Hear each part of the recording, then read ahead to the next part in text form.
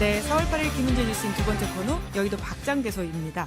좀체 웃을 일 없는 정치 뉴스, 하지만 이 두 분과 함께라면 웃음 포인트 쏙쏙 찾아낼 수 있는데요. 바로 인사드리겠습니다. 두 분 안녕하세요. 안녕하세요. 네, 사람과 사회를 연구하고 계시는 박성태 실장님이시고요. 공론센터 장성철 소장님이십니다. 아니 개뿌리는 이제 지난주로 풀이? 예. 개뿌리 예. 개뿌리 지난주로 은퇴시키려고 했는데 아, 오늘 또 한덕수가 이상한 짓을 해가지고 이완규 와 진짜 좀 충격적이긴 조금- 한데요. 저희가 금요일 탄핵 선고를 맞이하면서 새로운 세상으로 넘어갈 거다라고 하는 기대가 있었는데 뿌리야 이게 쉽지가 않네요. 몇 주 좀 고생 더 하자. 개소리의 어? 시대는 갔다. 예, 개소리는 가라. 예, 이런 건 줄 알았거든요. 예. 근데 또 하나의 개소리가 왔어요. 아, 소리가 바쁩니다. 근데 저는 우리 박성태 실장님하고는 좀 생각이 다른 부분이 있어. 오, 할 수는 있다. 예. 권한대행이 재판관 임명할 수는 있다. 근데 그게 왜 이완규냐? 아, 그리고 왜 이 시점이냐? 그런 분명히 판단을 제대로 했어야 되는데 말도 안 되잖아요. 대통령 친구고 또 최은순 씨 장모 변호인이었단 말이에요. 그리고 막 내란 방조 혐의냐 뭐 옹호 예. 혐의냐 이런 것도 받고 있고 이미 경찰 조사를 받았다라고 합니다. 그렇잖아요. 예. 그리고 또 문제가 있어요. 예, 헌법재판관이 되려면은 당적 이탈한 게 3년이 돼야 되거든. 예. 근데 2022년도에 따져봐야 되는데 이 사람이 국민의힘 당적을 갖고 있었어요. TV조선과 인터뷰에서 본인은 부인을 했다라고 하긴 하더라고요. 근데 나와 있는데 자기 프로필에 당적에 네, 아마 좀 더 우리- 확인이 당사자 우리- 주장이 아니라, 예, 네, 오늘 근데- 얘기한 게 당적을 가진 적이 없다. 예. 하도 거짓말들을 제가 많아가지고. 봤을 때는 음. 당적을 분명히 가졌을 거야. 왜냐면은 그것도 어. 거짓말이다. 왜냐면 대선 후보 경선을 치열하게 치렀잖아요. 예. 그러니까 아는 사람들 다 당원으로 가입시켰다고. 예. 안 했을 리가 없을 것 같은데. 근데 확인해 보면 되죠. 우선 본인은 그런 주장을 펼치고 있다라고 하는데요. 그러니까 자격 요건이 전혀 안 되는 사람이다라고 하는 게 장 소장님의 지적이신 것 자격 같습니다. 요건도 그렇고 도리에도 안 맞죠. 예. 어떻게 그럴 수가? 아니 그러니까 상상력이 놀랍다니까. 그냥 이 사람을 시키겠다는 상상력 자체가. 그러니까 많은 사람들이 국민의힘 권성동 대표도 사실은 원래 저기 대표님 한덕수 총리실에서 연락 왔는데요. 헌법재판관 대통령 몫으로 이완규 한답니다. 뭐? 이완규? 이랬을 것 같아. 상상 외에. 예. 한독수 대행이 사실 이완규 법제처장을 뭐 잘 알거나 그럴 것 같진 않아요. 예. 그런데도 시켰다? 그건 누군가의 음. 얘 시켜라는 게 있지 않았을까라고 추정합니다. 권한대행을 움직일 수 있는 사람. 그렇죠. 누구죠?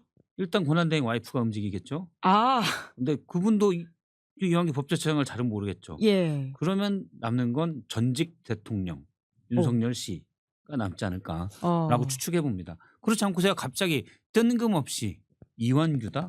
잘 이해가 되지 않잖아요. 네. 뿐만 아니라 아까 저희 기자가 헌법학자한테 취재한 바에 따르면 다수설은 권한대행은 대통령 몫을 임명하면 안 된다라고 한다라는 이야기가 있다고 합니다. 근데 헌법재판소에서 마은혁 재판관을 권한대행이나 권한대행의 권한대행도 임명을 할 수 있다, 해야 된다 그렇게 얘기를 했기 때문에 다수설 소수설이 문제가 아니라 대통령 권한대행도 대통령 직무를 대행하는 거기 때문에 할 수는 있다. 근데 그게 이제 정치적으로 판단하는 거죠. 자, 넌 권한대행이니까 대통령의 직무를 소극적으로 해. 현상 유지만 해. 이렇게 이제 우리가 정치적으로 얘기할 수도 있고 아니야. 이런 것들은 뭐 적극적으로 임명권 행사해도 되지. 이렇게 얘기하는 사람들이 있잖아요. 근데 마은혁 재판관 임명을 하라고 얘기를 했기 때문에 저는 재판관 임명과 관련해서는 그냥 문제가 없다. 그런 생각이 드네요. 네. 그러니까 법적으로는 논란이 되겠지만 예. 일단 다수설 소수설인데 소수설을 따랐다고 해서 뭐 이게 논란이 그러니까 어떤 아니냐? 그건 나중에 역시 헌재가 판단할 일이죠. 그런데 그것보다는 본인 말을 와 다르게 했어요. 한덕수 한덕수 예, 대행이 권한대행이 일단 국회 추천목 임명하는 그렇지. 것도 3명을 임명 안 하고 그건 정말 형식적인 절차뿐인데도 본인은 여야의 합의 없이 물론 이제 여권에서는 국회 추천 몫이기 때문에 국회 여야의 합의가 필요하다 뭐 이렇게 얘기도 하지만 어쨌든 그런 형식적 절차마저도 소극적 권한만 행사할 수 있음을 내세워서 여야의 합의를 얘기했었거든요. 예. 그리고 그 뒤에도 권한대행은 소극적인 현상 유지 이것만 해야 된다라는 취지로 본인이 얘기한 바 있어요. 그럼요. 그런데 예. 지난번 박근혜 전 대통령 당시 탄핵소추로 직무정지됐을 때 황교안 대행도 대통령 추천 목신, 임명 목신 박한철 소장의 후임을 임명하지 않았어요. 그랬죠. 우리가 볼 때 그 이상한 황교안 당시 대행보다도 더 나쁘다. 네. 본인이 심지어 지금 파면 이후잖아요. 그렇죠. 그때는 파면도 되지 않았던 상태였는데. 그러니까 본인이 필요할 때만 예. 어떨 때는 소극적 거나 해야 될 일을 할 때는 아이고 나는 소극적이에요. 소극적으로 해야 돼요. 그런데 국민들이 이건 아니다 싶은 일은 아주 적극적 권한을 발휘해서 예. 임명을 했어요. 그리고 또 말씀하신 대로 임명한 사람은 이상한 사람을 네. 임명을 했죠. 네. 문제가 오, 있죠. 지금은 지명 상태이긴 지명이죠. 합니다. 예. 그래서 임명이지 뭐. 예. 지명하고 그다음 절차를 넘어가야지만 임명이 가능한 상황이긴 한데 현재는 지명이고 인사청문회를 거치지만 뭐 똑같아요. 장관이랑 인사청문회 네. 아예 안 해도 그래서 이제 우원식 의장이 서류를 받지 않겠다. 지금 이런 지금 초강수까지 둘 그래도 예정이라고 하긴 합니다. 상관없어요. 송달불능이면 인사청문회가 안 열린다라고 안 하던데요. 열리는데 그걸 또 안 열리면은 20일 지나가지고 다시 한번 인사청문 해주세요라고 해요. 그래서 안 하잖아? 그럼 30일 딱 지나면은 그냥 마음대로 할 수 그냥 있어요. 임명하면 그냥 끝이에요. 임명하면 끝인데 네. 어쨌든 저는 권한대행이 임명할 수 있다. 근데 하지만 그 대상이 적절한 것이냐라는 것과 어쨌든 2달 후면은 대선을 통해서 새로운 대통령이 나오는데 지금 전임 대통령 측에서 알박기 형식으로 중요한 대한민국의 재판관을 저런 식으로 급작스럽게 황당한 사람을 임명하는 게 맞는 것이냐. 저는 그런 판단. 그리고 윤석열 대통령이 파면됐을 때 예. 뭐라고 했냐면 한덕수 대행이 국민 통합을 최우선으로 하겠다라고 예. 했잖아요. 그리고 여든 야든 이제 국민 통합을 위해서 다들 신경을 써달라 놓고 본인이 제일 이상한 어쨌든 탄핵에 대해서 찬성했고 훨씬 많은 분들이 그렇게 했는데 그분들이 가장 싫어할 만한 분을 헌법재판관으로 지명했잖아요. 예. 본인이 국민 통합을 얘기해놓고 국민 통합에 불을 지른 거예요. 그래서 이번 주 말말말을 박성태 실장님이 한덕수와 관련된 걸 꼽아오신 네. 거죠? 이건 한덕수 회의로 있는데 이거는 그냥 어울리게 개소리가 잡고 있을게요. 예. 소리가 열일하고 있습니다. 네, 딱 개소리가 잡으면 될 것 같아요. 아무 다른 의도는 없어요. 그냥 왼팔로 잡은 거예요. 예. 왼손잡이는 아니시고요. 예, 근데 이럴 때는 왼손으로 잡아요. 아, 예. 상징하는 게 좀 많긴 하지만 의도는 없습니다. 예. 좌파요? 네? 좌파요? 아니에요. 저는 자판이에요. 미안해요. 네. 한덕수 회의 얼른 한덕수 넘어가시죠. 이 말을 누가 했냐면 예. 정확히 따지면 한덕수 회의는 아니고 최상목 대행 오늘 조선일보에 나왔더라고요. 최상목 대행이 헌법재판관 2명을 임명했을 때 예. 어쨌든 나중에 최상목 대행이 비판을 많이 받았지만 2명이라도 임명해서 헌재가 굴러가게끔 한 건 평가할 만한 일이거든요. 당시에 이완규 법제처장이 예. 왜 국무위원들의 뜻도 묻지 않고 임명을 했느냐. 국무회의에 회의를 느낀다라고 말장난을 쳤어요. 예. 그래놓고 그러면 당시 그러니까 대행이 왜 국회 추천 몫을 국무회의의 뜻도 묻지 않고 임명했냐라는 거에서 회의감을 느낀다 할 때 그 회의를 했거든요. 예. 그런데 그 논리로 똑같이 따지면 본인을 지금 한덕수 대행이 임명한 건 그보다 훨씬 큰 그럼요. 국민들로 하여금 회의가 아니라 분노를 일으키는 그런 거죠. 이완규 처장도 여기에 대해서 말을 해야 되죠. 당시에는 대행이 국회 추천 몫을 임명한 걸 가지고도 따졌던 사람인데 예. 지금 그럼 대행이 소극적 권한을 행사하도록 헌법이 해석하고 있는 대행이 적극적으로 해서 아예 대통령 추천, 대통령 지명 몫을 지명한 것. 예. 이건 더 문제죠. 근데 도통 한덕수 대행은 왜 이런 선택을 했다고 보시는 겁니까? 이걸 뻔하죠. 뭐 그걸 분석을 해요. 윤석열 대통령이 부탁했지. 근데 전직 대통령 윤 씨가 부탁한다고 그거를 지금 들어줄 수 있는 관계는 아니지 않아요? 둘 사이에 무슨 솔직히 뭐 한덕수 대행도 예. 솔직히 뭐 다 정치권 떠나가지고 공직생활 마무리하려고 했었던 거 아니에요. 그러니까 녹봉 가서 돈 벌고 있었는데 또 국무총리 시켜주고 대통령 권한대행까지 시켜줬으니까 고맙겠잖아요. 그래서 은혜를 갚기 위해서 진짜 좀 내 마지막 부탁이라고 좀 진짜 이완규 내 친구 재판관 임명 좀 해달라고 진짜 부탁한다고 그러지 않았을까? 그럼 갑자기 왜 임명했겠어요? 그러니까요. 사실 그게 이해가 안 돼서. 그러니까 이해가 안 되면은 이상한 일이 벌어지는 거예요. 그 이상한 일은 저 내막에서 무언가 벌어지고 있다. 윤 전 통이 예. 부탁을 한 거라고 보여져요. 뭐 직접 부탁했을 수도 있고 간접적으로 부탁했을 수도 있다고 봐요. 예. 그렇지 않고서는 그 수많은 판사, 물론 보수적인 판사들도 있을 것이고 법조인도 있을 것이지만 그 중에 어떻게 보면 가장 이상한. 왜냐면 제가 이상하다는 게 이제 관상이 이상하다 그게 아니라 그렇잖아요. 계엄 이후에 안가 회동을 4명이 예. 당시 이상민 행안부 장관, 그다음에 김주현 수석. 그렇죠. 예. 김주현 수석, 예. 박성재 법무부 장관, 예. 그리고 이완규. 이완규 법제처장, 대통령 친구잖아요. 법제 친구고 최측근 중에 한 명이거든요. 네. 왜냐하면 캠프 때부터 같이 했었던. 그런데 그분이 넷이 만나서 뭐 그냥 만나서 뭐 소회를 하고 같이 뭘 했다고는 하던데 그중 3명이 이상민 장관은 확인이 안 됐었고 3명이 휴대폰을 바꿨어요. 소회를 나누고 핸드폰을 바꿨다. 네. 굉장히 좀 이례적이네요. 그럼 거기에 우리가 상상할 수 있는 거는 거기서 뭐 해서 KT 직원이 가서 폰 좀 바꾸실래요? 약정 얼마 남았어요? 그거 빼고는 뭔가 꿍꿍이가 있다는 거죠. 그래서 지금 오늘 수사를 이제 피의자로 수사를 받는다고 하는데 예. 그런 사람은 어떻게 헌법을 해석하라고 막 그러니까. 그래요. 심지어 검사 출신입니다. 예. 아니 적어도 헌법재판관이라면 보수 성향, 보수 진영목 이렇게 할 수는 있어요. 근데 웬만해야지. 그렇지 웬만해야지. 예. 그러니까 저 사람이 헌법재판관 됐을 때 보수 성향이라고 하더라도 진영에 매몰되거나 특정 진영에 유리한 판결을 내릴 거다.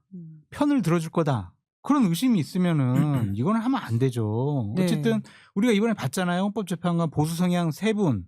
야, 그 사람이 진영 논리 매몰돼가지고 이것도 기각이나 각하는 거 아니야? 막 이랬지만 헌법과 법률과 양심에 따라서 그분들은 법조인으로서 양심을 지킨 거잖아요. 근데 이완규가 그럴까? 과거의 삶을 살아온 걸 보면은 그렇게 우리가 믿지를 못하잖아요. 예. 근데 청문회도 무력화돼 있단 말이에요. 그러니까 참 이거는 말도 안 되는 인사다. 예. 그렇게 볼 수밖에 없어요. 그러니까 결국은 보훈 차원의 이상의 한덕수에 뭔가 계산이 있는 거냐라는 의심도 나오고 있지 않습니까? 한덕수도 뭐 그렇게 계산하는 스타일이 아니에요. 아 그래요? 시키면 하는 사람이에요. 아 또 그렇지. 시키면. 제가 볼 때 시켜서 한 것 같아요. 결국은 전직 대통령 윤석열 네. 씨의 윤이 시켜서 했다. 거기에 무력화되어 있다. 그 뭐 일각에서는 그 탄핵을 유도를 해서 예. 그냥 본인이 그만두고 국민의힘 대선 후보 경선에 나갈까? 그러기 위해서 그냥 이렇게 무리한 인사를 한 거야라고 분석을 하는 분들도 있던데 그거는 좀 아닌 것 같고 그냥 윤통이 좀 부탁하니까 들어준 거 단순하게 생각하는 게 좋을 것 같아요. 이런 것들. 참 그들의 세계에서 의리라고 하는 게 굉장히 공적 마인드가 없다라는 게 가장 좀 충격적인 것 같긴 임명하면서 한데요. 한덕수 대행이 한 얘기를 봐보세요. 그 납득이 가냐고. 그게 이완규에 해당되는 해명이냐고. 사실 말이 안 탄핵되기 전에 되잖아요. 2명을 임명하지 3명을 임명하지 않았던 것도 납득이 전혀 되지 않았던 것이어서 그렇죠. 예, 좀 답답하다는 생각이 드는데요. 웬만한 민주당의 탄핵에 대해서 제가 대부분 반대 의견이었지만 한덕수 대행은 무조건 탄핵해야 된다. 왜냐하면 6인 체제 하에서 여야 합의 없으면 안 합니다라고 했어요. 사실은 헌재를 무력화시키고 예. 대통령 계엄을 일으킨 내란을 일으킨 대통령에 대한 탄핵 심판을 무력화시키는 행위거든요. 그렇죠. 그건 완전히 아주 나쁜 짓이에요. 그래서 무조건 이분은 일단 자리 빼야 된다. 그렇게 얘기했었는데 똑같은 일을 하는 것 같아요. 댓글에 청문회 무력화가 무슨 의미냐고 물어보신 분이 계시는데 어쨌든 장관들이라든지 장관급 인사들 같은 경우엔 국회에서 인사청문회를 하게 돼 있거든요. 근데 인사청문회에서 국회에서 동의를 안 해줘도 동의 안 해줘? 알았어 그냥 임명할게 이러면 된다는 거예요. 그냥 인사청문회에 영향을 받지 않는 거예요. 그러니까 있는 것에 어떤 규범에 불과한 거지 네. 대항력이 없다. 네. 그러니까 거기에 대해서 강제성이 없어가지고 그리고 거기에 대한 징계도 없다 이런 말씀이신 그렇죠. 거잖아요. 그래서 인사청문회에서 부정적인 평가 나오든지 아니면 여야 합의로 인사청문 예. 보고서가 채택이 안 되더라도 그냥 임명권자가 알았어 무시하고 임명할게 그럼 되는 거죠. 그래서 윤석열 대통령이 몇 명 했죠? 한 40명 가까이 했나? 인사청문회 이제까지 네. 강행했던 네. 바들이 굉장히 많습니다. 그 얘기예요. 그러니까 제도가 얼마나 해킹당하기 좋은지를 우리가 이 계엄 정국에서 너무나 많이 보고 있다라는 생각이 들고요. 근데 그게 존중해요, 존중. 네. 국회에서 그래도 이 사람은 부적절하다라고 하면 그러니까요. 임명권자가 그래 국회에서 그렇게 얘기하는데 다른 사람 찾아보자. 이게 이제 전례고 관례였거든. 근데 그런 거를 다 무시해버렸으니까. 예. 그 방금 말씀해 지적한 거 그런 게 가장 큰 문제인 것 예. 같아요. 윤석열 대통령이 사실 그랬잖아요. 이전에 대통령일 때 전 제일 웃긴 게 김영호 통일부 장관. 구구 생각을 가지고 있는 걸 통일부 장관. 유튜버이기도 네. 했죠. 예. 구구 유튜버인데 예. 국방부 장관이면 모르겠어요. 통일부는 그게 아니잖아요. 업무가. 그걸 시키고 뭐 그 인재개발원장. 네. 그분도 구구 유튜버. 그랬죠. 김문수 노동부 장관도 구구 유튜버를 가장 반노동적인 사람들을 거기다 보내고. 예. 그런데 지금 한덕수 대행도 피의자, 내란의 피의자. 물론 그거는 조사를 다 해봐야 혐의가 있는지 실제 소명되는지 알 수 있겠죠. 그렇지만 어쨌든 부적절한 행위를 해서 국민들로부터 큰 의혹을 받고 있는 자를 예. 어떻게 헌법을 해석하라고 맡겨요. 헌법을 아주 우습게 본다. 네. 아니, 헌법책 있으면 갖다 아닙니다. 예. 죄송합니다. 네. 이완규 처장이 들어올 경우에 헌재가 그럼 어떤 식으로 좀 변화될 가능성이 있다고 보십니까? 변화되겠어요. 근데 사람들이 좀 무시하지 않을까? 헌재의 권위 자체가 깎인다. 지금 있는 재판관들이 또 윤통 꼬북이었지 뭐 이러면서 너 친구였지. 막 우리가 탄핵시켰는데 너랑 같이 앉아가지고 우리가 지금 헌재와 관련된 위헌법률 심판, 뭐 선고, 논의 이런 거 평결을 해야 돼. 진짜 참 뭐 이러지 않을까? 그런 생각도 들고. 이게 사실 이렇게 부적절한 분들을, 그러니까 말씀대로 상식적으로 보수적인 분들, 상식적으로 진보적인 분들 할 수 있어요. 그런데 그 선을 넘는 분을 해버릇하면 이건 안 돼. 양쪽에서 다 그렇게 돼요. 우리가 선이 무너져 버리거든요. 그러니까 선이 더 어떤 상식의 선이 더 밑으로 가버리는 거죠. 저는 이완규 법제처장은 이제 지명이 됐지만 그 상식의 한참 밑에 있는 분이다. 그러면 나중에 예를 들어서 뭐 보수 누가 또 임명할 때 토 이상한 사람을 또 할 수도 있는 거예요. 그렇죠. 자꾸 낮춰놓은 상식 우리나라의 수준을 더 낮추고 있다 한덕수가. 네. 이럴 수 있겠죠. 그러니까 임명 철회는 안 할 것 같아요. 이런 논란을 예상은 못하진 않았을 거 아니에요. 정치적인 논란이 있음에도 불구하고 임명을 한 거는 어쨌든 대선에서 민주당으로 정권이 넘어가더라도 헌재에 보수 성향 재판관들은 더 많이 확보해 놓겠다라는 생각인 것 같고, 그러면은 민주당에서 할 수 있는 일은 헌법 재판관을 탄핵하는 거지. 예. 그러면 그 사람 빼고 다른 재판관들이 탄핵 심판을 하는 거예요. 이제 이완규 헌법 재판관은 파면한다. 꽝꽝꽝. 그 재밌겠네. 참 그럼 정말. 일단 가서 밥 사주겠지 봐. 누가요? 이완규가. 자기를 잘 봐달라고. 헌법재판관도 탄핵 소추 대상이거든요. 예, 그렇죠. 예.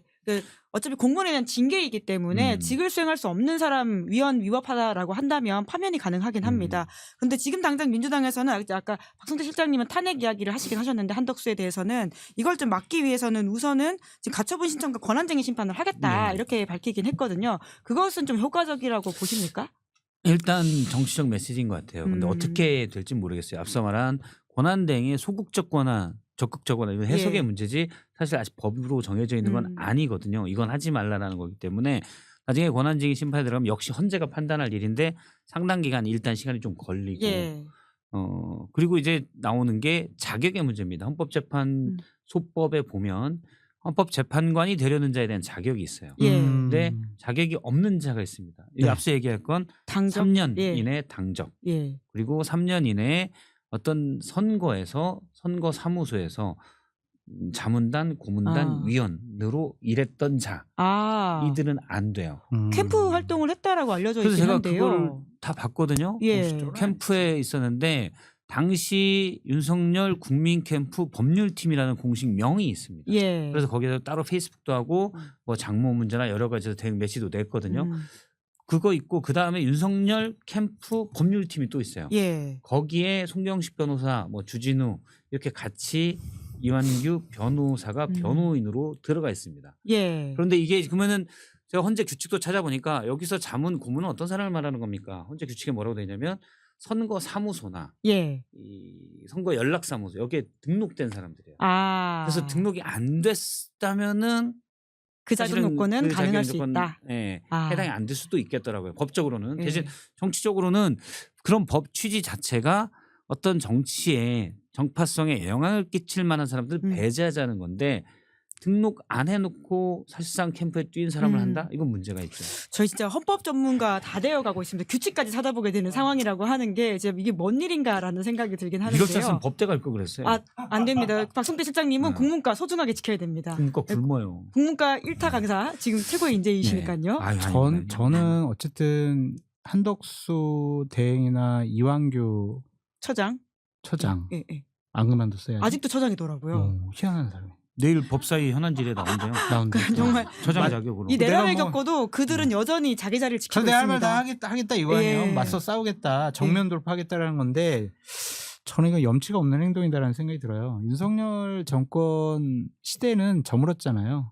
그건 평가가 이미 끝났다라고 보여져요. 그럼 거기서 핵심 측근으로 활동했던 사람들이나 권력을 갖고 있었던 사람들은 그냥 알아서 뒤로 물러나야지. 이런 사람들이 그냥 또 권력을 유지하겠다고 좀비처럼 아웅다웅 하는 게 과연 맞는 것이냐 그런 생각이 들어요.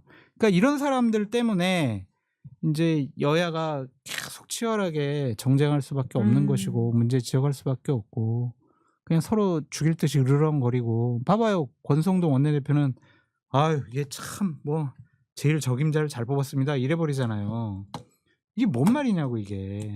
그러니까 참 저는 염치가 권성동 없어. 원내대표가 그냥 한 말일 수 있을 것 같아요. 지금 제가 보니까 그래요? 탄핵 찬성파 국힘 내에서 여기는 왜 그랬어? 이 분위기가 좀 있어요. 왜냐하면 탄핵 찬성파. 예, 근데 사실 소수잖아요, 그분들은.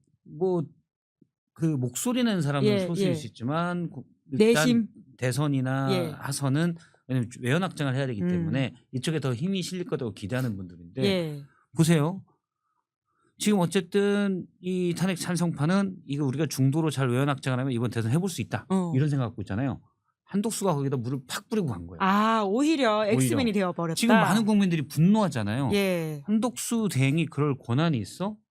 자, 권한은 논란이 돼. 그런데 이완규 법제처장, 더군다나 피의자 이분이 헌법재판관이 되는 게 맞아? 이거는 상당수의 국민들의 분노를 또 말이 안 불러일으키는 되지. 거거든요. 그렇죠. 오히려 선거를 개입하고 분노가 있는 아니라. 형태다. 그렇죠. 그러면은 예. 사실을 말하면 물론 그거 없어도 이번 선거에서 국민의힘이 이길 확률은 상당히 적지만 그 가능성을 더 낮춰버려요. 저희 댓글창에도 내란 종식이 아직 안 됐구나 이런 이야기를 하시는 분들이 그렇죠. 정말 오늘 많이 올라오고 있는데요. 그런 차원에서 장성철 소장님이 준비해온 말말말이 국민의힘 이야기거든요. 유려하게 저렇게 또 아이템을 넘기시고 대단하신 분이네. 아, 잘해. 사과와 반성. 사과와 반성. 국민의힘은 염치가 없는 집단이 되어버렸다. 그런 생각이 듭니다. 이러면 안 돼요. 권성동 원내대표가 월요일 날 얘기를 했죠. 이번 대선은 이재명 심판 선거다. 딱 그렇게 얘기를 했어요. 좋아요. 국민의힘으로서는 또 보수 지지자들은 그거에 동조하고 맞다라고 박수칠 수 있어요. 하지만 이렇게 비상계엄 통해 가지고 국민과 나라를 혼란스럽게 하고 불안케 하고 나라를 엉망으로 만들고 탄핵을 통해 가지고 대통령직에서 파면됐잖아요. 예. 그걸 지난 2년 6개월 동안 뒷받침했던 집권 여당이잖아요. 거기에 중진 의원이었고 권성동은 핵심 실세 윤핵관 중에 윤핵관이었잖아요. 사과를 했어야죠. 아직도 사과를 하지 않았다. 야. 잠깐 했어요. 예. 사과는 하긴 했는데 잠깐 예. 한 두 문장으로. 두 근데 그건 문장이요. 안 된다고요. 예. 파면된다음에 의총에서 아주 짧게 했죠. 네. 그냥 정말 무릎 꿇고라도 10번, 20번이고 진정성 있게 사과를 해야지. 예. 그냥 그거는 그냥 원론적으로 퉁치고 넘어가고 그냥 이재명 심판하자 그러면은 국민의힘을 찍으려고 하지 않았고 이재명 대표가 싫어하는 국민들도 염치가 없구나. 쟤를 또 찍어줘서는 안 되겠네. 이렇게 생각할 가능성이 높거든요. 뭐 하는 짓인지 모르겠습니다. 이렇게 되면요. 이번 대선, 내년 지방선거, 다음번 총선 사과와 반성을 하지 않는 그런 집단에게 국민들은 표를 주지 않을 가능성이 높아 보인다라는 생각이 들고 그동안 국민의힘의 많은 의원들과 권성동, 권영세 이 지도부가 윤석열 대통령 탄핵 소추가 국회에서 의결된 이후에 보였던 행태는 윤석열 대통령을 옹호하고 방어하고 같이 호흡을 맞추는 모습이었잖아요. 네. 그러면은 윤석열 건 사과 안 하더라도 자신들이 그렇게 국민들의 눈높이와는 다른 판단과 메시지를 낸 거는 사과를 해야지. 그것도 안 하고 그냥 어물쩡하고 넘어가는 게 맞냐고요. 저는 너무 화가 났어요. 진정한 반성 위에 진정성 있는 사죄 행동 위에 그다음에 미래를 얘기할 수 있는 거지. 이제는 막 국민의힘 만약 대선 후보가 결정이 됐어요. 대한민국을 어떻게 만들겠습니다. 막 하면서 정책 공약 내세우고 약속하더라도 그걸 믿겠냐고요. 난 이해가 안 돼요. 도대체 화가 나요 진짜. 네. 그런 거 치고는 굉장히 빠르게 국민의힘에서는 차기 대권 모드로 넘어가고 있어서 출마 선언이 잇따르고 있더라고요. 지금 대략 20명인데 아, 20명까지 올라갔어요. 그걸 아까 이제 저 좀- 15까지 셌는데 5명 더 생겼군요. 나노 지금 당원들은 다 출마하는 것 같아요. 아, 당원이요. 국민의힘 당원들이 예. 다 출마하는 거. 아, 그렇게 80만 될수 따지면 있어요, 예, 나중에. 오래된 순으로 뭐 할 수가 있을 것 같은데 예. 딱 세보니까 아까 명단 받은 거 보니까 야. 딱 20명까지 이제 채웠더라고요. 근데 이제 여러 종류가 있는 것 같아요. 이렇게 분류를 좀 할 수 있다는 말씀이신 거죠? 그러니까 이제 나 출마할 거야라고 언론에 쓱 흘리고 예.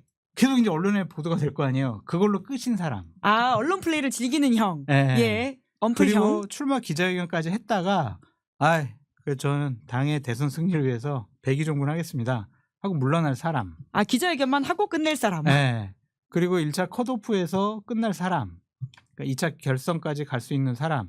이렇게 좀 한 세네 부류로 오. 나눠볼 수가 있을 것 같은데 제가 봤을 때는 뭐 이름 올리는 사람 중에서는 최재형, 조경태, 김기현, 김태호 이런 분들이 있거든요. 윤상현도 있고. 예. 그렇게 하면 20명 돼요. 아. 그러니까 제가 지금 얘기한 사람들은 그냥 나 출마 한번 해볼까? 누가 출마하라 해보라고 하는데라고 해서 언론의 기사 정도. 아. 20용이라고 기사 나는 정도에 끝날 가능성이 높다. 그런 네. 생각이 듭니다. 예. 여기 이제 20용? 20용. 예. 아, 예, 20용. 20명의 20명의 용. 령. 예. 잠용. 예. 앞에 2를 떨어뜨리고 한 건 아니죠? 이무기? 20용. 20용? 죄송해요. 스무용. 20용. 약간 욕같이 들려가지고. 네, 20용. 네. 네. 근데 저는 물어봤더니 기타금 낼 때 다 떨어져 나간대요. 아, 어차피 돈 낼 때는 안 한다. 2억 원 지금 뭐 2억 원 판매한다. 아니에요. 그 2021년도에 1억 원으로 했다가 예. 너무 많다고 그래가지고 4천만 원으로 깎아줬어요. 근데 민주당은 4억 했다가 1억으로 깎아줬고. 예. 근데 이번에 너무 많아서 좀 올린다. 그런 얘기가 있더라고요. 당 확인 안 살림살이를 됐지만. 위해서. 아니 너무 많으면 이게 뭐 애들 장난도 아니고 이상해지잖아요. 아. 국민의힘 지도부는 지금 그래도 어쨌든 한번 해보려고 하고 있거든요. 너무 많으면 막 개나 고리나 아이고 다 예, 나와서 예. 20용들이 다 나오면 좀 그렇잖아요. 그래서 그래서 기타금을 올린다는 문턱을 올리기 위해서 그렇죠. 금액을 조정한다. 금액을 올려버리면 이분들이 등록을 못해요. 아. 왜냐면 그럴 바에 그냥 저기 어디 그냥 광고하고 기사 써달라고 하는 게 낫죠. 2억 태운다라는 생각을 그렇죠. 이렇게 효과적이지 그런 못한다고 건 볼 테니까. 그런 얘기가 있긴 있더라고요. 예. 그건 안 하고. 그때쯤 되면 다 빠질 거예요. 예. 다 그럼 빠지고 한 7, 8명 다 정도. 빠지고 이제 아까 그러면 1, 리그를 통과할 사람, 최종 리그를 통과할 사람 이렇게 나뉜다는 말씀이신 거잖아요. 1차적으로 이제 컷오프는 서류 전형으로는 안 하고요. 예. 일단은 2021년도에는 그냥 일반 국민 100% 여론조사를 해가지고 8명을 추렸거든요. 컷오프. 예. 예. 그래서 이번에도 뭐 일단은 그렇게 추리지 않을까 그런 생각도 듭니다. 그러면 결국은 최종에서 가장 유력하게 꼽는 사람은 장 소장님은 오늘 제 방송 말씀하시는 거 들어보니까 홍준표 대 한동훈 이 구도를 가장 유력하게 보시는 거죠? 그러니까 김문수 장관에 대해서는 예. 지금 김문수 장관을 돕고 있는 분들도 도와달라고 요청받은 분들도 계속 떨어지지 않을까 막 그런 얘기를 많이 하더라고요. 예. 지금이 제일 높을 때가 아닐까 그런 얘기를 해서 그러면 김문수가 빠진 상황에서 난가 여사가 만약 출마를 하지 않는다면 나경원 의원 말씀하시는 예. 건가요? 나인가로 이렇게 난가. 예. 나인가로. 프로 그분- 출마러라는 의미이신 그분이 거죠? 이제 빠지게 네. 되면 윤석열 대통령을 좋아하고 옹호했던 당원이나 국민의힘 지지층들이 예. 누구한테 갈까? 갈 수 있는 사람이 그럼 홍준표밖에 없어요. 아. 나머지는 뭐 한동훈, 유승민, 오세훈 뭐 요 정도잖아요. 그러면은 홍준표 시장이 올라갈 가능성이 높고. 예, 친윤 후보로서는 네. 예. 그 비윤 후보로서는 비윤 근데 한동훈 후보로서는 참 유승민 후보가 좀 나가서 국민의힘 후보가 되면은 저는 이길 수도 있다. 라고 좀 본선 전체를 예, 이길 수 있다고 생각을 하는데 현재까지는 대단히 좀 부정적이더라고요. 당내의 기류가 당내에서의 배신자 프레임 때문에 그리고 아, 안 나오니까 예. 여기서 안 나오니까 그냥 누가 옆에서 붙어서 도와주는 분들도 지금은 적고 없다. 그러면 오세훈 시장이나 한동훈 전 대표 이 둘로 추려지는데 한동훈 대표 같은 경우에는 좀 팬덤층이 좀 강하고 지난번에 당대표 선거를 하면서 전국 지역에 조직들이 다 있단 말이에요. 근데 오세훈 시장은 전국 단위 뭐 선거를 치러본 적은 없잖아요. 그 조직이 좀 부족할 거예요. 그래서 그런 것도 좀 문제가 되지 않을까. 그래서 한동훈, 오세훈 뭐 이 정도 보면 되지 않을까 그런 생각이 들어요. 결국은 이제 뭐 예. 준결승에 6인 정도 올라가서 결승에 4인 체제로 갔다가 그다음에 또 이제 국민들 관심을 끌기 위해서 또 한다는 얘기도 있고 막 그렇더라고요. 바쁘게 그런데 선거를 여러 번 하군요. 6명이면 거기에 낄 수 있는 게 김문수, 홍준표, 예. 한동훈, 오세훈, 음. 유승민, 안철수 요 정도가 잘하면 낄 수 있지 않나. 근데 이 6명 체제로 간다면 이건 아직 확정된 건 아니에요. 예. 얘기인데 간다면 2명 정도가 일찍 컷오프가 되고 예. 하루 이틀 정도 안에 바로 컷오프 시키고 4인 체제로 지난번처럼 토론회를 쭉 전국 순회 경선을 하면서 토론할 가능성이 크죠. 네. 그러면 누가 떨어져 나갈 것인가 이런 것들을 이제 그걸 봐야 되고. 네. 그런데 저는 만약에 국민의힘이 국민들의 지난 경선 때는 5대5였잖아요. 당원호, 민심 5였거든요. 국민의힘이 만약 국민들의 관심을 좀 받으려고 한다면 아예 완전 국민 경선제 유승민 예. 전 의원이 주장하는 예. 그런 것도 고려할 만하다고 생각해요. 근데 제가 알기로는 권성동 원내대표나 권영세 특히 권성동 원내대표는 계속 외연 확장이 필요하다는 입장이거든요. 그래서 탄핵 반대파로는 대선 못 치른다. 예. 그러면 경선 룰을 어떻게 가느냐 이게 상당히 중요하죠. 물론 저는 5대5로 갈 가능성이 크다고 보는데 약간 센시에이션을 위해서 완전 국민 경선제를 선택할 가능성 그렇게 된다면은 약간 유승민 후보나 예. 다른 후보들도 뭐 가능성이 아예 없진 않다. 네. 근데 제가 한 국민의힘 중진 의원 쪽에 얘기를 들어보니까 한동훈 의원이 싫어서 이제 중진 중에 한동훈 의원 싫어하는 사람이 많아요. 왜냐면 한동훈 의원도 이게 그립이 강하잖아요. 예. 그러면 쟤가 잡으면 나는 그냥 아무것도 아니게 되는데 요 생각이 좀 있는 분들이 꽤 있어요. 예. 그래서 이분들은 어떻게든 한동훈 견제하기 위해서 만약 한동훈이 그 어느 정도 힘을 키운다? 예. 그러면 차라리 유승민 지지하고 나설 거다. 오. 아직은 그럴 게 아닌데 예. 그런 얘기를 또 하는 분이 있더라고요. 한동훈 대표는 이번에 만약 대선 후보가 됐어. 근데 대선에 나갔어. 떨어졌어. 그러면은 보통은 이제 자숙하고 외국 좀 나갔다 올게요. 뭐 템플스테이도 좀 갔다 오고 한 1, 2년 정도 쉬었다 와야 되는데 한동훈 대표는 그럴 생각이 없거든요. 템플스테이는 사실 박성태 실장님의 오리지널 추천이긴 합니다. 한동훈 전 대표 내 얘기만 들었으면 화를 나요. 그런데 이제 한동훈 대표 같은 경우에는 전당대회가 열리게 되면 또 당대표 선거 나가서 당권 잡으려고 할 거거든. 그러니까 중진 의원들이 그리고 이제 주도권을 갖고 있는 의원들이 한동훈은 절대로 안 되고 엑스표를 쳐놨어요. 그것 때문에. 그러니까 원내에서의 세력을 불리는 데는 상당히 좀 제한적이지 않을까 그런 생각이 좀 들고 당원들이 그래 지난번에 63%로 뭐 이렇게 지지를 해줬는데 지금은 상황이 많이 바뀌었잖아요. 진짜 정권도 잃었고 한동훈 때문에 대통령 파면됐고 또 우리가 정권을 잃었고 또 이제 이재명 대표가 대통령 될 가능성 많은 거 이거 다 한동훈 때문이야 아마 이렇게 생각할 수 있단 말이에요. 그러니까 감정이 별로 좋지 않을 수 있어요. 그래서 그 지점을 어떻게 돌파할 수 있을까 그런 생각이 듭니다. 네. 어려워 보인다라는 말씀하셨는데 댓글창에는 한동훈 측에서는 뭐 대단히 낙관적으로 보고 있더라고요. 근데 이제 앞서 오늘 한덕수가 둘 다 한시네요. 한덕수 대행이 이 이완규 법제처장을 헌재 재판관으로 지명한 거 이런 것들이 이제 마이너스가 돼요. 한동훈에게? 그렇죠. 왜냐하면 저는 이제 한덕수의 날개짓이다. 이 날개짓이 어디로 갈까? 나비는 그렇고 나방 정도로 하죠. 나비는 좀 말이 이쁘잖아요. 나방으로 해서 한덕수 나방의 날개짓이 나방도 아깝다는 생각이 듭니다. 갑자기. 이건 나방 입장도 들어봐야 될 것 같아요. 김나방? 아니, 죄송합니다. 날개짓이 어떻게 갈까? 일단 그 중도층에서도 이건 반감이 상당히 큰 이슈예요. 그리고 민주당 쪽에서는 세게 한덕수 대행을 뭐라고 하죠. 그럼 어떻게 되겠어요? 양쪽의 갈등이 더 심해져요. 양쪽의 갈등이 심해지면 국민의힘 지도부는 아마 외연 확장이 가장 중요하다고 볼 텐데 오히려 김문수나 이쪽의 힘이 세져요. 더 목소리를 키울 수 있거든요. 그럼 이쪽에서 치니까 여기는 중도나 민주당 쪽에서 세게 비판을 가하면 국민의힘 내부의 강경파들이 또 득세를 하게 돼요. 야 저런 얘기 듣고 그냥 가만히 있어? 그러면 오히려 탄핵 찬성파들은 입지가 좁아지게 됩니다. 공간이 부족해지는군요. 이게 이제 날개짓이 어떻게 갈까 이런 거. 그러니까 이런 부분들도 결국에는 사실은 자충수가 되는 거죠. 댓글창에는 그런데 김건희 씨는 안 나오냐 이런 질문이 있긴 합니다.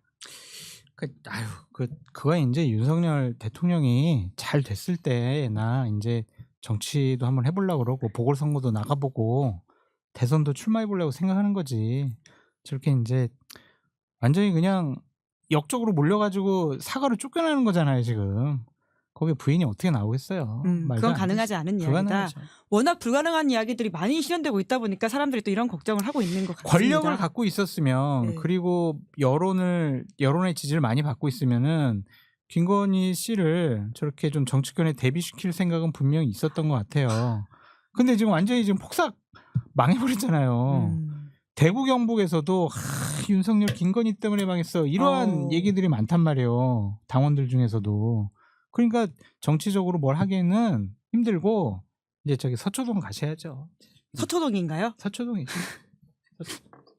검찰. 서초동 갔다가 검찰. 의왕이나 뭐 쪽으로. 국가수사본부는 또 저기 있던데 충정로인가? 네, 여기 저희 회사 경찰청 근처에 있어요. 경찰청, 예. 경찰청. 국수본 커다랗게 네. 붙어 있습니다. 거기 가시든가 뭐 어디 가셔야 돼. 네. 거기서 해장국 드시고 바로. 차 타고 이렇게 쑥. 안전한 곳으로. 자, 네. 저희가 그래서 방송 시작하기 전에 한덕수 권한대행의 헌법재판관 지명에 대한 의견을 물었는데요. 이제 선출되지 않았기 때문에 권한이 없다라고 9,800명이 투표하셨는데 97%가 응답하셨고요. 권한이 있다는 3%라는 말씀을 드리면서 저는 3% 안에 들어가네. 네. 장 소장님도 투표를 하셨으면 아마 조금 더 올라가지 않았을까라는 생각이 드는데 투표는 참여 못하셨습니다. 네. 저희가 그래도 헌재 탄핵 선고가 나오고 처음 하는 방송이거든요. 그래서 이 헌재 결정문의 의미에 대해서는 많은 분들이 이야기를 하고 있고 심지어는 오늘 국민의힘에서는 좀 오독한다라고 하는 느낌을 오독? 좀 의회 독재에 관련된 부분들이 있다라는 이야기를 권성동 원내대표가 하지 않았습니까? 거기서 그래서 대화 타협하고 왜 탄핵 예, 난발했냐? 네, 이거? 의회 독재에 대한 지적이 있었다 이런 이야기를 하길래 두 분이 보기에 이 헌재 결정문에서 좀 우리가 눈여겨볼 만한 백미가 되는 부분이 있는지 궁금하긴 했습니다. 실장님부터 하실래요? 1타 강사시니까 집에서 백미로 밥을 먹고 가긴 했는데. 그 백미 말고 죄송합니다. 썰렁했어요. 저는 딱 세 단어가 있더라고요. 세 단어. 세 단어. 세 단어. 오. 세 단어가 있는데 첫 번째는 현저히 비합리적이라는 단어가 있어요. 그러니까 대통령이 비상계엄을 윤석열이 왜 선포했냐? 나는 국가 위기 상태. 왜 위기 상태냐? 반국가 세력이 잠식당한. 친중에 잠식당한 이렇게 얘기를 하잖아요. 거기에 대해서 일일이 헌재가 반박하면서 쓴 단어가 자 현저히 비합리적이거나 자의적인 판단으로 이제 국가의 비상사태라는 이 인식이 비합리적이라고 해서 현저히 비합리적이라고 정확히 이렇게 써 있어요. 이게 이제 구어체르면 제정신이냐? 그걸 세련되게 포장한 게 세련되게. 현저히. 네, 현저히 비합리적이라는 표현이 제정신이냐 요거예요. 그래서 대통령의 상태에 대한 윤석열에 대한 상태에 대한 명확한 규정을 했다. 현저히 비합리적이니 그 명확한 규정행위에 해당되는 거고 그 다음에 이제 헌재가 결정을 내리잖아요. 그래서 처분을 하는 거잖아요. 여기에 대한 명확한 게 들어가 있어요. 그거는 용납이에요. 용납할 수 없는 그 표현이 들어갑니다. 국민의 신임을 배반해서 용납할 수 없는 중대한 헌법 위반이 있기 때문에 그 다음에 쭉쭉 해서 파면한다 그러죠. 그러니까 헌재가 그러면 윤석열을 어떻게 해야 되나 용납할 수 없다라고 본 거죠. 아주 중대한 헌법 중대라는 말도 제가 이제 컨트롤 F로 찾아보니까 50몇 개가 나오더라고요. 근데 그 중에 이제 다 찾아보려고 하니까 뭐 그냥 중대성 여부를 판단하겠다 이런 것도 있어서 그런 맥락은 아니어서 그런 것 좀 빼면은 제가 볼 때 한 10마디 10개 좀 넘게 있을 것 같아요. 그것도 많죠. 그 헌법 위반이나 법률 위반이 중대하다는 표현이 반복돼 있고 그래서 일단 윤석열을 규정한 건 현저히 비합리적인 댓글에 보니까 어떤 분이 이제 미쳤다 이렇게 표현은 그건 좀 구어체고 오랫동안 미치광이라고 미치광이 어떤 미치광이 바보라고 유니버스라고 이야기하신 바가 있습니다. 헌재랑 저랑 같은 판단을 하고 있더라고요. 그래서 제정신이 아니다. 그다음에 거기에 대한 헌재의 결정은 용납할 수 없는. 그다음에 앞으로 우리 사회의 숙제에 대해서 한 단어는 조율이라는 단어가 들어가요. 그러니까 야당이 좀 의회가 좀 과했다 치더라도 당연히 대통령이 거기서 조율을 해야 된다. 그리고 야당에 대해서 조율이라는 표현을 써요. 그거는 정치의 본령이 조율이다. 그거는 우리 사회가 특히 지금 정치적인 양극화가 심하기 때문에 그 조율이라는 표현으로 어떤 정치권 또 우리 국민들이 가져야 될 이런 것들을 한번 상기시켜 준 것 같아요. 되게 중요한 포인트를 짚어주셨네요. 이렇게 보니까 또 헌재 결정문이 참 의미가 있고 아름답다라는 생각이 다시금 들기도 하고요. 장 소장님은 어떤 단어에 꽂히셨습니까? 단어가 아니라 전 문장에 꽂혔습니다. 시간을 좀 봐야 될 것 같은데. 윤석열을 파면한다. 6시 1분. 선고합니다. 피청구인 대통령 윤석열을 파면합니다. 아, 뭐 이거지 뭐. 그렇죠. 그 자체죠. 네. 예. 여태까지 뭐 헌재에서 21분 동안 쭉 얘기한 거는 그 문장 결론을 국민들 앞에 말씀하시기 위해서 한 거잖아요. 예. 그 문장이 없었으면은 음. 그 전에 했던 여러 가지 논리적인 전개가 뭔 의미가 있겠어요. 그래서 저는 파면한다. 그것이 가장 백미가 아니었을까 그런 생각이 듭니다. 그래서 헌법재판관분들이 진영이나 이념이나 뭐 성향 이런 것들 다 떠나서 헌법과 법률과 양심에 따라서 정말 올곧은 잣대를 갖고 판단을 해주셔가지고 무척 다행이고 감사하다라는 생각이 듭니다. 생각해 보세요. 파면이 안 됐어 지금. 기각이 됐어. 이 자리에 못 앉아 있지 않을까요? 아, 이거 나라가 어떻게 됐겠냐고요, 진짜. 예. 끔찍하잖아요. 너무 대한민국에 큰 선물을 주셨다 그런 생각이 듭니다. 네. 말씀하신 그 문장을 기다리기 위해서 123일 동안 너무 힘들었다라는 생각도 힘들었죠. 들고요. 저희들도 막 중간에 막 걱정도 많이 하고 예. 두려울 때도 있었고 그런 건데 잘 결론 내려주셔서 정말 다행입니다. 새로운 세상으로 얼른 넘어가야 되는데 그런데 오늘도 또 이런 뉴스가 나와서 끝날 때까지 끝난 게 아니다. 발목을 잡는 거죠. 예. 참 제 댓글창에 파면했는데도 알박기를 하는 거냐 뭐 이런 이야기도 있는 것 같고요. 예. 많은 지적들이 나오고 계시는데 그래도 또 우리 장 소장님 다음 인터뷰가 있으시니까 여기까지 해야 될 것 같다는 생각이 들지만 그래도 아쉬워서 네, 못하신 말씀 있으시면 혹시 준비해 오셨던 취재해 오셨던 내용 아침에 많이 푸시긴 제가 듣긴 들었는데 네. 그래도 못하신 게 있으시면 하나 알려주고 가세요. 하나? 2개 하셔도 됩니다. 좀 찾아볼게요. 먼저 해보세요. 이런 이런 얘기를 다 했는데요. 주고받아가지고 네. 저 준비한 거 다 써놔가지고 다 했어요. 윤석열, 김건희 두 사람이 4월 11일에 퇴거한다와 아. 관련해서 태거 예. 그거 태거 그렇죠. 빨리 해야 되는데 왜 그때 하냐. 그것도 좀 화나요. 그것도. 반려동물 18마리를 18개 18개와 고양이를 고양이요? 합쳐서 11마리 아니에요? 11마리? 신용환 교수가 확인하기로는 그랬다라고 하더라고 경호처 쪽에다가. 거기 20마리 있는 거 아니에요? 그걸 어떻게 그걸 키우지 그거를? 아니 반려동물. 네. 반려동물은 소중하니까 18마리로 하시죠. 예. 아니 18마리. 왜냐면 그 2마리는 예. 예. 아니 저 어떻게 이렇게 잘 알아듣지? 아니 그러니까 경호처에서는 어제 이렇게 좀 알아보면은 우리는 다 프로토콜로 이미 다 경호 대책 다 세워놨다라고 하는데 좀 더 이제 한꺼풀 해서 알아보면은 25명에서 30명 정도가 윤석열 전 대통령을 경호해야 되는 인력이라고 하더라고요. 근데 그거를 뽑기가 좀 어려웠다. 그러한 얘기들이 많이 좀 있습니다. 그리고 뭐 그 얘기도 일부 보도에는 반려동물을 다 데리고 갈 수가 없어서 직원들에게 분양을 한다. 분양? 뭐 그런 얘기도 있고. 그렇죠. 20마리는 못 키울 것 같은데. 평상시에는 키웠는데 지금은 또 못 되는 상황인가 아니 솔직히 보죠? 지금이야 뭐 자기네들이 키웠겠어요. 거기 그 관제에서 돌보는 사람들이 했겠지. 경호관들이 이제 산책시키고 거기 누군가 가서 제가 관제에 간 사람한테 직접 얘기 들은 사람한테 들었거든요. 예전에 모 차관이었는데 예. 그런데 개조심 그 한번 뉴스에 나왔잖아요. 개조심 진짜 써 있다고 봤다고. 아, 관저에 개조심이라고 붙어 있다고요? 네, 관저 정원에 맞아. 개조심이라고 그거 붙어 들었어. 있대요. 응. 아, 되게 좀 소중하게 잘 보호해주지 않고 예. 사람들이 보고 알아서 조심하라고. 아니 사전에 했던 봐봐요. 거군요. 그 18마리라고 하면 그 정말 배설물들을 그 두 분이 어떻게 치울 거냐고요. 계속. 개조심. 우린 사실 조심했어야 안 돼. 그래? 그 개밥 뭐 고양이 밥 주는 것부터 시작해서 하루 종일 그 걔네들 수발 들어야 될 걸 아마. 네. 근데 본인들은 재판도 다녀야 되고 조사 받으러 해야 되고 그럼 어떻게 하냐고요, 그거. 힘들어서 못다 입양이 맞을 것 같네. 입양이 맞죠. 네. 김성훈 같은 사람한테 다 줘.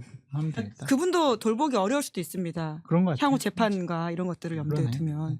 네, 참 걱정이 많은데요. 뭐 그래도 이 끝나지 않은 내란 정식을 끝까지 감시하면서 두 분과 정치 뉴스는 재밌게 그래도 끝까지 읽어보도록 하겠습니다. 이번 주도 수고 많으셨고요. 다음 주에 뵙겠습니다. 수고 많으셨습니다. 감사합니다. 감사합니다. 네, 4월 8일 김은재 뉴스인 여기까지고요. 저는 내일 오후 5시에 김용대 전 의원 그리고 내일 누가 함께 나오죠? 문정인 교수님이 함께 하실 예정입니다. 예, 오늘 방송 재밌게 보셨다면 구독, 좋아요, 알림 설정 부탁드리겠습니다. 고맙습니다. 시사인이 만드는 정치 라이브 김은지의 뉴스인 매주 월요일부터 목요일까지 오후 5시에 생방송됩니다. 구독, 좋아요, 알림 설정으로 함께 해주시면 큰 응원과 격려가 됩니다.